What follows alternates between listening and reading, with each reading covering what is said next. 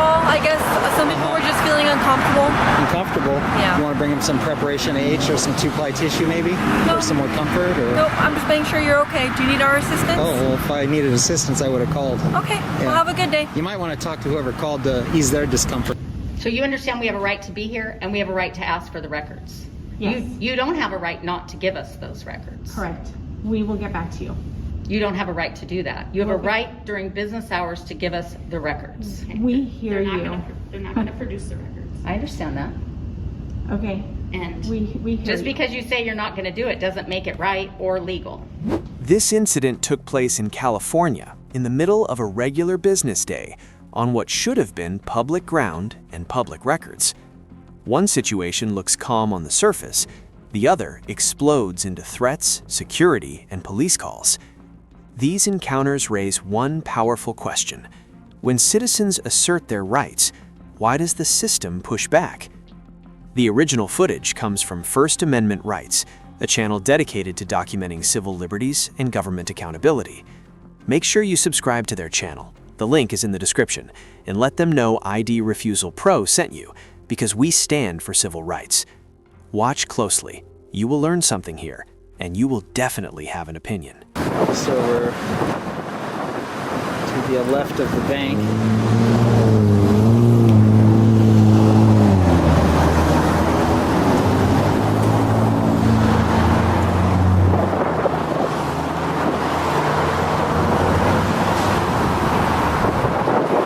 And taking notice, they are recording outside here with their security cameras.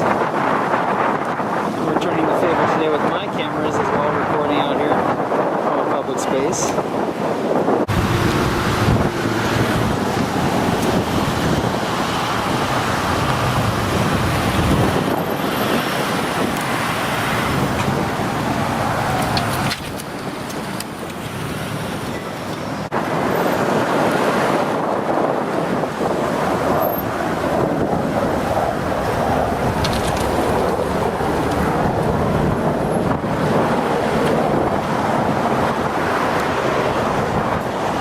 Pulling up to the ATM there.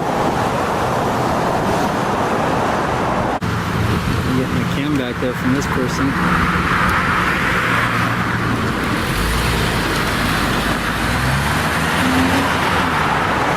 There we go.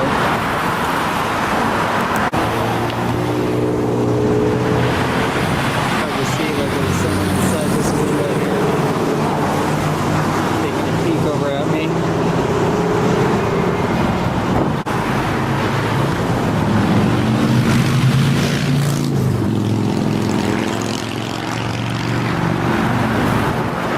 There he is, just backing up, being a good driver there.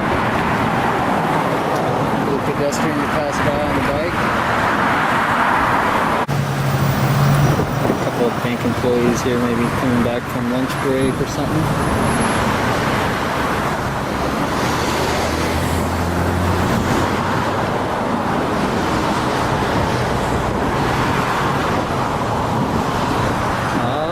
Came back. She came back.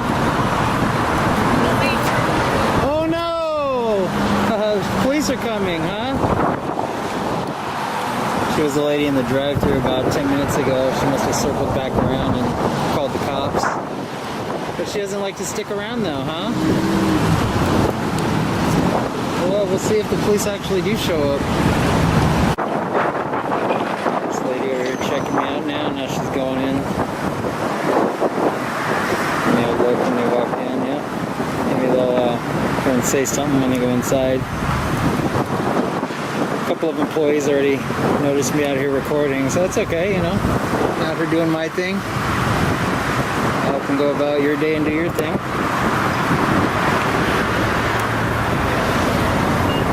Hey, how you doing there? Doing good, how are you? Good, who are you? Who am I? Yeah. I'm Officer Ayala and I'm with the Huntington Beach Police Department. Oh, okay.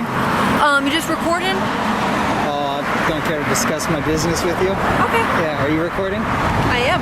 Oh, okay. Alright, just out here doing your thing? Whose concern is it? Well, we just got a call. I guess some people were just feeling uncomfortable. Uncomfortable? Yeah. You want to bring him some preparation H or some 2-ply tissue maybe? No. For some more comfort? Or? Nope, I'm just making sure you're okay. Do you need our assistance? Oh, well, if I needed assistance, I would have called. Okay, well, have a good day. You might want to talk to whoever called to ease their discomfort. This encounter stays voluntary because no crime is alleged. Under Terry v. Ohio, police need reasonable, articulable suspicion to detain or demand identification. Discomfort alone does not meet that standard. This remains a consensual encounter protected by the Fourth Amendment. Their discomfort. Okay, I will. Thank you. Yeah, for Have a sure. good one. Yeah, you too. Where you parked at? Oh, over here? Okay.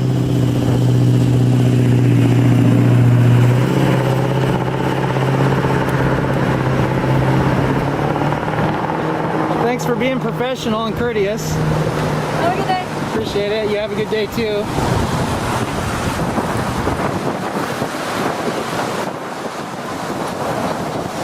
By declining assistance, the citizen removes any pretext for a welfare check.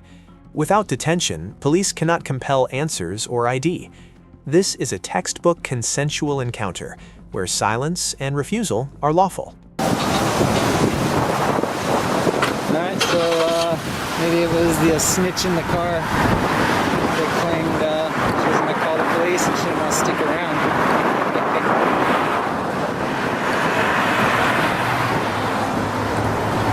So she wanted the typical, want to see if you're okay. Oh no, you're good. You're good. She thought I was going to be crossing by here.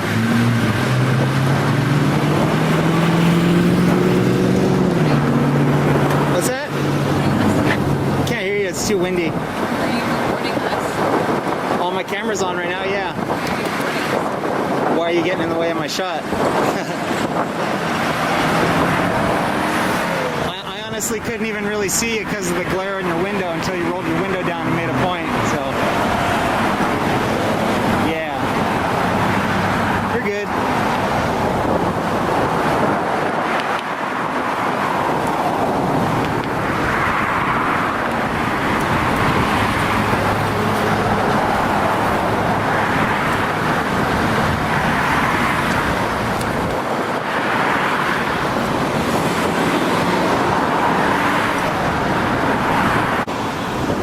There we go. It's been about 10 minutes since the police showed up and drove off. I'm gonna guess that it was the lady in the car earlier in the drive-thru is the one that called. She cried about calling the police and then she drove off. Too bad she didn't stick around. Maybe she could have gotten some preparation H for her discomfort there. But I didn't have any interaction from anyone from this Chase Bank location, so I'm gonna give them a pass. Taking a guess that it was the lady in the car that called. What you just saw looked simple. A calm sidewalk, a polite officer, no ID demanded. But don't relax yet, because when citizens push deeper, past the sidewalk and into government records, the resistance changes. In the next video, transparency itself becomes the threat. And you're videotaping me waiting for public records related to private judging in the law offices of BJ Faden. Is this what we're gonna have to do at every single place that we go for where private judges work? Not one person is complying with the law. Hi. Hi there. Are you security? I'm security here. What's going on? Well, they are a public court judge Okay. and No, you're fine. they're trying to not let us in to see the records. They have publicly noticed BJ Faden gets paid about, I have to look at each appointment order, but about $600 an hour to act as a public court judge. Gotcha. And he is required by law to allow us into that office to see the records. So have you called the authorities if you're under the right to? I don't need to, I have the law. And he signed up to be a judge and he took an oath saying that he would uphold the law. Okay. And he's acting in these cases. He's also appointed in many cases to represent children as their minors counsel. And so we're waiting for the records that we have a right to access during business hours. So we're gonna wait here and document how long it's taking us to get access to these records. Did they call you about us? Yeah, management called me. What did they say? They told me to come down here and see what was going on. We're waiting Now for that- the records. Now that I have the information, I'll go ask again what it is they want me to do. Thank you. Thank you. We can give you the law if you want to know it. No, I'm sure you know more than me. Another Jan's location. Another Jan's location. And you need security to let you up. And they may be closed. Does it say 16th floor for Jan's? Yep, there it is.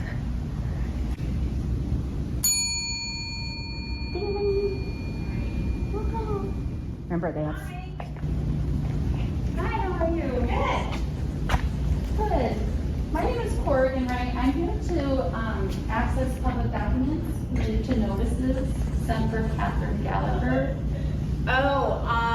We don't have any court stuff, would be at the courts. No, that's not true. Are you Josephine? Yeah. I'm Susan So Bassey. I'm actually in a meeting. So Okay, well, you actually keep ignoring me, and the records are supposed to be accessible. I'm in a meeting. Okay, well, so when are the records? Gonna wait till your meeting is over? We'll let you know. No, we'll wait. We'll wait. Okay, I'm Susan Bassey, and this is Corrigan, and we are looking for records that JAM has noticed is in this building. We've been through the civil court files and the family court files, and they all noticed that the records under 2.400 are supposed to be available for public access here. I've been asking for 2 years. I've emailed Catherine Gallagher. I've emailed Josephine Kerr.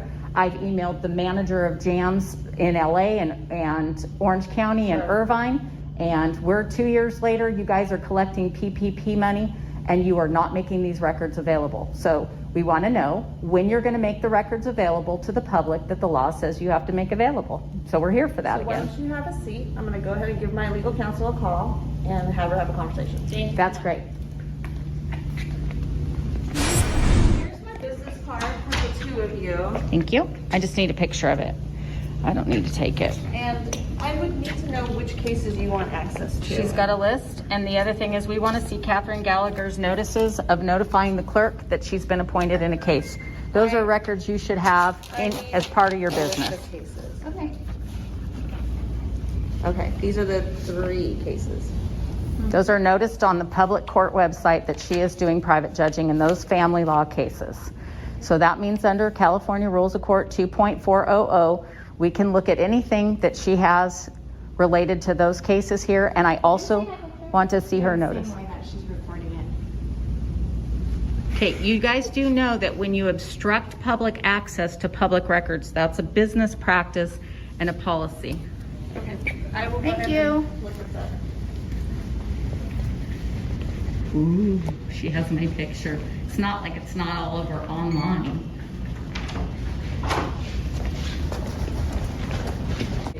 As a registered nurse, we support transparency and high quality services that we provide to the public. I do not support jams. That woman just took my picture because I came in here asking to see public records. Do you know her name? No idea who that was. Josephine Kerr. Josephine Kerr. She's the assistant for Catherine Gallagher. She should have asked me to pull my mask down. But she's gonna send that picture to all of her friends in JAMS and all of their other business associates so that when I walk into a JAMS building, they all know to go scurry, run and hide and call general counsel. Like I'm harassing them because I'm here to access public records that they have. It's not against the law, it's actually the right of the public to govern government business. So I'm not understanding why they're acting like this. We'll get back to you. Yeah. So you understand we have a right to be here and we have a right to ask for the records. Yes. You don't have a right not to give us those records. Correct. We will get back to you. You don't have a right to do that. You have a Okay. right during business hours to give us the records. We hear you. They're not gonna produce the records. I understand that. Okay. And We hear just you. because you say you're not going to do it doesn't make it right or legal. We heard you. I'm glad. Because you don't seem like you've been hearing me. I've been asking for 3 No, years. I can hear you. Okay, well, your manager and your legal counsel don't appear to be hearing us. So we're going to get a little louder. And you guys are going to be the face of us getting louder. That's your employer. That's what your employer is asking you to do. They're not coming out here. The lawyers, the judges, The private judges, the arbitrators, they're not coming out here. They're making you guys do their dirty work. Under California Rules of Court 2.400, records of private judges acting as public judges must be publicly accessible during business hours. Refusing access is not a personal choice, it is a policy failure. Transparency is not optional when public judicial power is exercised. Do you know that you have judges working here that are taking people's homes, let me know if their children, all of their money, everything that they have behind these doors? Do you know that? That's paying your salary. Literally the most horrific orders that I have ever read or seen in my life have come out of this office. You would never ever want to use a private judge unless you knew one. Because that's And the knew only that way- they were going to follow the law, including giving access to the public. We don't have a lot of rights, but we have a right to see those records. And we're not being allowed to see those records. Asking in 2019, 2020, 2021, and now 2022. It says during normal business hours. We've been asking for 3 years. JAMS has made a fortune and collected federal money during that time. Thank you for your time. Thank you. So during our private judge investigation, one thing that we started to notice was that a number of private judges were using P.O. boxes disguised as addresses for their place where they conduct their private judging business.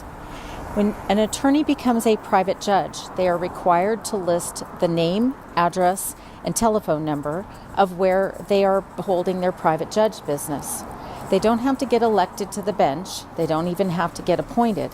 But they do have to tell the public where we are entitled to see their open proceedings or find their documents.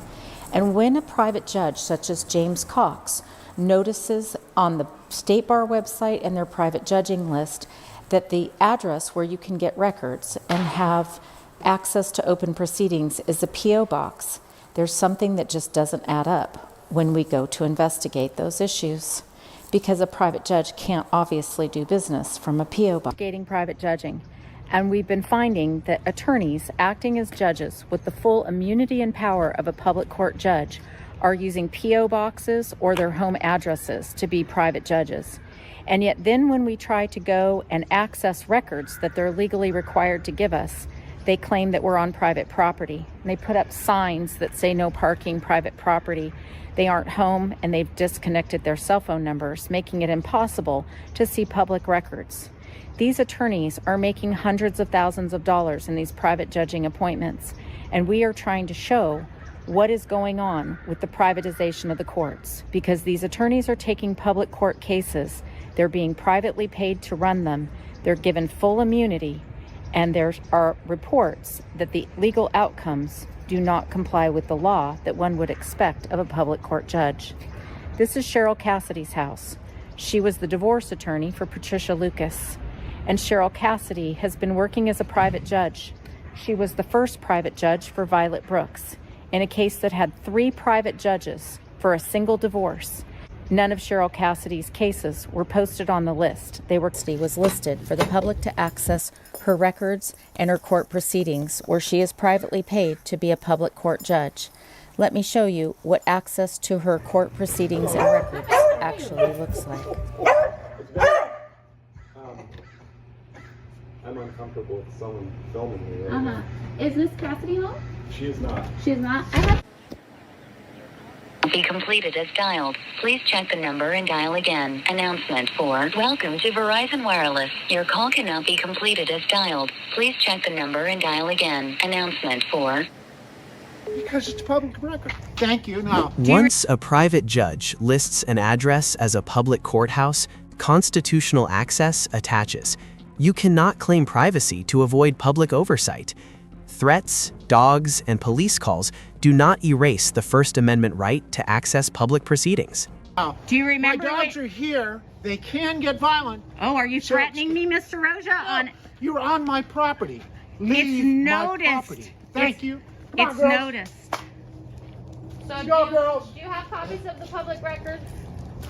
I work for ADR Services. You know that. Are you an employee of ADR Services? I am a independent contractor. Thank you. I get a 1099. Where are your records under 2.400 for the cases I'll where... have to look. Thank you. Come on, let's go, girls. He works for ADR Services. You call the police. You're Please on my do. property. Please call them. Please call them. You gave Sharon Roper this address as your public courthouse. Well, maybe she's wrong. Well, Come on, girl. we can do a public records request Well, for do what whatever you you gave her. want. But get off my property. This is my home. Are you... My wife has a disability. Okay, you're over here. You're going to be disturbing her. You're over here. I'm a 75-year-old man with a heart pacemaker. You're at my personal residence. I've asked you to leave. You won't. I work with ADR Services. That's where all of my cases are. So I'd appreciate it if you would leave my property. Cases are. So I'd appreciate it if you would leave my property. Okay, so Thank you went with me today to try to get access to public records held by private judges. And what did you think about what happened to you today? I feel insulted.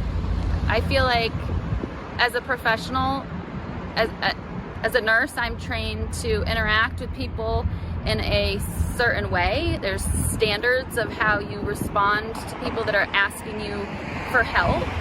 And I wasn't treated kindly or justly or fairly or with any level of concern at all today.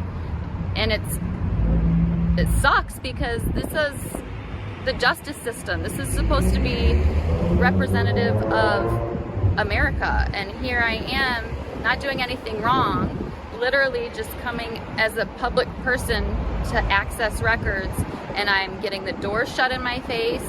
I'm getting threatened that I'm going to be attacked by a dog. I'm getting yelled at. I'm getting completely denied and blocked access. I'm having people that work within this system treat me like I'm the one that's doing something wrong because I'm asking them to show me that they're doing the right thing, and they won't, or they can't. And I'm in Santa Clara right now. Behind me is the Santa Clara Superior Courthouse. Millions of dollars, millions, like $60 million. 283. $283 million was spent to build a building that does not represent justice when you have government officials, court officials acting the way that they were today, the way that I saw them today. This is nowhere that you want to go. It's dangerous. It's filled with people who are not going to help you, who are going to slam the door in your face, take all of your stuff, and laugh at you because there's nothing that you can do about it. They just don't care. 2 scenes, 1 sidewalk, 1 courthouse door. One simple truth. Your rights don't disappear just because someone feels uncomfortable or powerful. From a calm refusal on a public sidewalk to a system that panics when asked to open its records, this is what peaceful resistance looks like when it's backed by knowledge. You don't need to argue. You don't need to run. You need to understand the law. If you've ever been asked for ID without cause, share your experience below. Subscribe so you're never caught off guard again. This is ID Refusal Pro, where civil rights aren't theory, they're practiced.